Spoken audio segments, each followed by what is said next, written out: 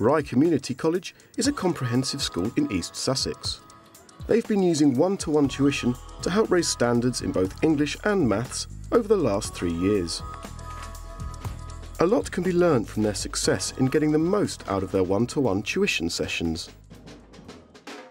A central part of my role is to work with a range of schools, primary and secondary, helping them and supporting them to deliver one-to-one tuition to pupils in key stages 2 and 3. Rye Community College have been committed to one-to-one tuition for nearly 3 years now because they have found that it has such an impact on helping pupils to achieve their potential. To get the most out of their one-to-one sessions, Rye College concentrated on 3 areas: the planning of the sessions, the tuition sessions themselves, and the review of the sessions once completed. Rye Community College have 2 one-to-one tutors, one for English and one for maths. The 1-hour sessions take place in quiet areas of the library throughout the day. They have found that the selection of students and the target setting play a large role in how successful the sessions are. What I really like about the way Rye Community College look at tuition and select pupils is that the English and Maths subject leaders work collaboratively so that attainment for pupils is evened up between Maths and English. For example, say a pupil is achieving really well in English but not so well in Maths, then the English and Maths subject leaders will look at that child and perhaps recommend a round of tuition for that child in mathematics so that the child can feel equally confident in their maths learning as they do in their English learning. Now what I'd like you to do is I'd like you to get the stories out of the work that you've already done. Can you just find that, please? To select the students, we use the assessments that the English and Maths staff collect termly, and this indicates for students, for us, the students that need the extra help. You were trying to push yourself to walk, so do you mean like you were walking reluctantly, sort of reluctant? Have you heard that one? No. Reluctant. One-to-one tuition is just that, really. It's about personalising a pupil's learning. It's about focusing on that individual so that we know exactly what we have to do in terms of their learning to help them to make progress. With the pupil, we can work out what the next steps are. So when we select pupils for tuition, it's really important to look at the data. Are they at risk of not making 2 levels of progress and not meeting national expectations? If so, they're a prime candidate for one-to-one tuition. Once students have been selected, targets for the sessions need to be set. Using the APP assessment material, teachers are able to make very specific curricular targets to identify exactly what the students need to do to move up a level or a sub-level. And so the teachers are encouraged to create those curricular targets, which are then communicated to the tutor, and it then becomes a real focus for the tutor and the student during the 10 weeks in which they progress through their studies. I work from targets that Miss Pearson, the head of English, gives me. Each child will have their own set of targets from the APP guidelines. Most of them come to me for writing support and fewer come for reading support. And I will implement my own strategies, if you like, to help them, achieve those targets. Is there anything in Nathan's that you think could be improved? Anything that you might be able to suggest to him? Some full stops. Some full stops. Tutor helps me when I go back to class because some of the work's related to what we're doing in class as well, so I understand some of it. Because usually I have the maths lesson first and then I have it afterwards as well sometimes, so it helps me even more because I have 2 maths teachers. So it helps me more because it's related to both of the stuff we're doing in there. So it's really easy now. So the boy who has blonde hair, yeah, well done, yeah. Or the boy with... Jordan particularly was a very quiet and perhaps unassuming. It was his data that really was evidence to show that he wasn't making the progress that he should have done. And he's now become a much more featured student in the classroom. His responses are much more prominent. And he seems more confident to have conversations with other students about his work and theirs. What was it that you really liked about Dean's story? I really liked how he describes all the like people and how where plays like One Gloomy Night and then Jim and that, and how he actually writes Doom. Once students have been selected and targets set for them, how does Rye make sure they get the most out of their one-to-one sessions?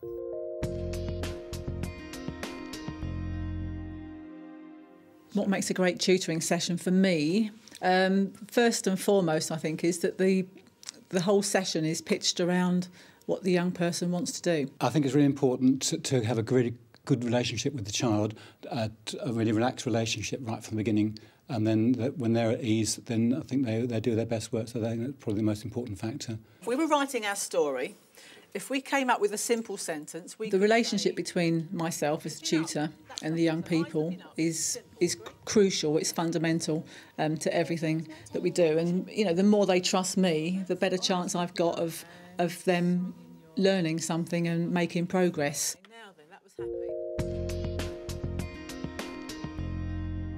And then that's it, leave a bit of a gap.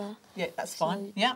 I start by finding out what they're interested in and then bring the sort of the targets and the aims and objectives into that and work through that. On sentence types. What were the hands doing, though? Say what the hands were actually doing. They were covering... What were they covering? Like covering your mouth, which was open. Excellent.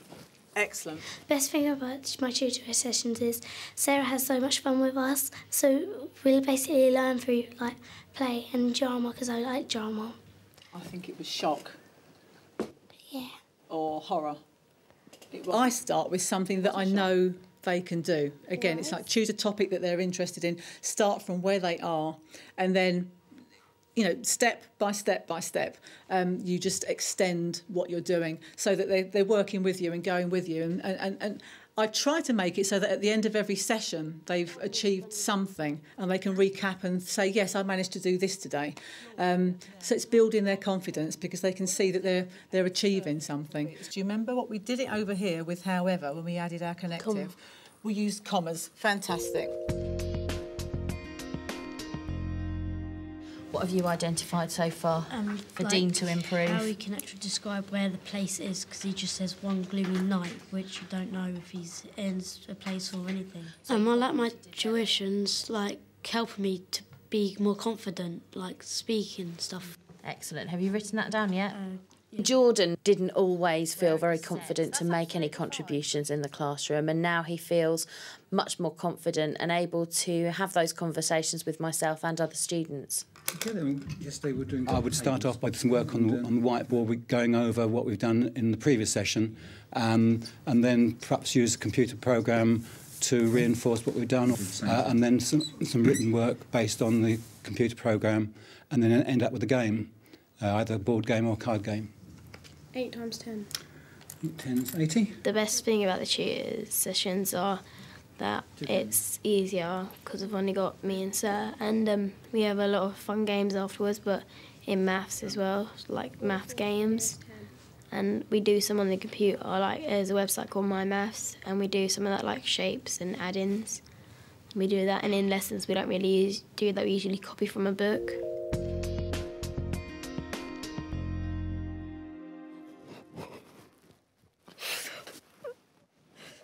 I make it fun. I'm sure that's where the role plays come into it.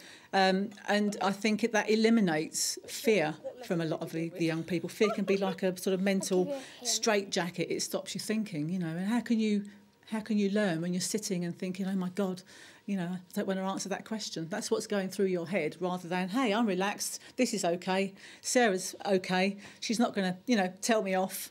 And then learning is a byproduct of that, you know. A successful tuition session for me would be one in which a student can really be involved, that they can become involved in lively and engaging talk, that they can have something demonstrated to them in a different and more appropriate way for them, something that really engages them and allows them to focus on their learning styles, to share their work as well with their own teachers.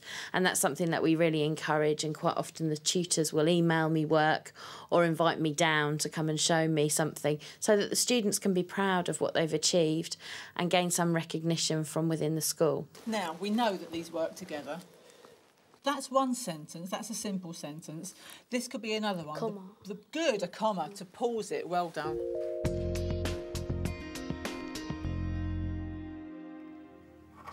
A lot of the students struggle with confidence in maths, and so to help that, I break the task up into small chunks so they get a quick reward and praise for what they have achieved before they move on to the next bit. So that's brilliant. So, OK, so you know about the connection between multiply and division, and you can find missing numbers in addition sums. Excellent.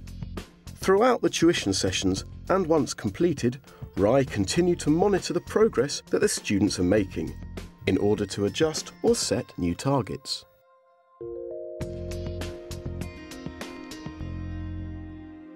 Throughout the tuition sessions, as the student makes progress, I liaise with the head of department and he feeds back to the class teachers to make new targets if required. At the end of the 10 sessions, I sort of summarise everything, look at the progress that's been made, and can actually recommend, you know, further support perhaps that young person might need, because obviously you won't achieve everything in 10 weeks, but you know, I have to sort of summarise what I've done with each one.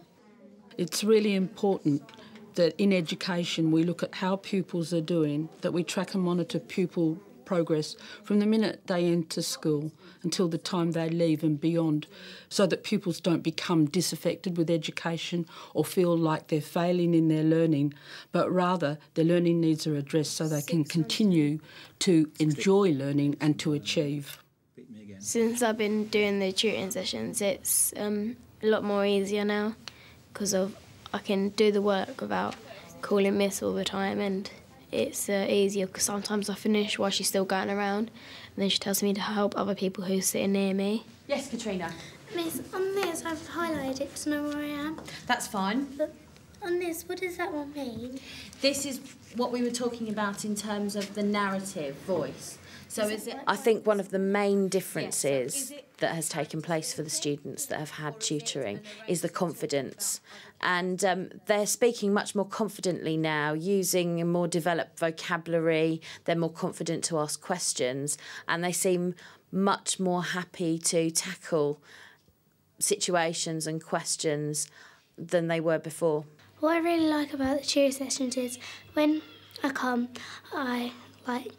Sarah teaches me new words that I can put in my writing and to make it better, so I don't have to ask my friends how to spell things and what would be a better word. And then Sarah teaches me how to do it myself. It is really, really motivating when you go into schools and talk to pupils, but even more so when you go and observe pupils who've had one-to-one tuition in classrooms, because you can pick them out. They just feel so much better about their learning and about being in classrooms and school. And so you know that you're doing something really worthwhile. I've been doing better in my English and making more progress and getting higher grades and stuff, so my teacher's happy with it, so am I.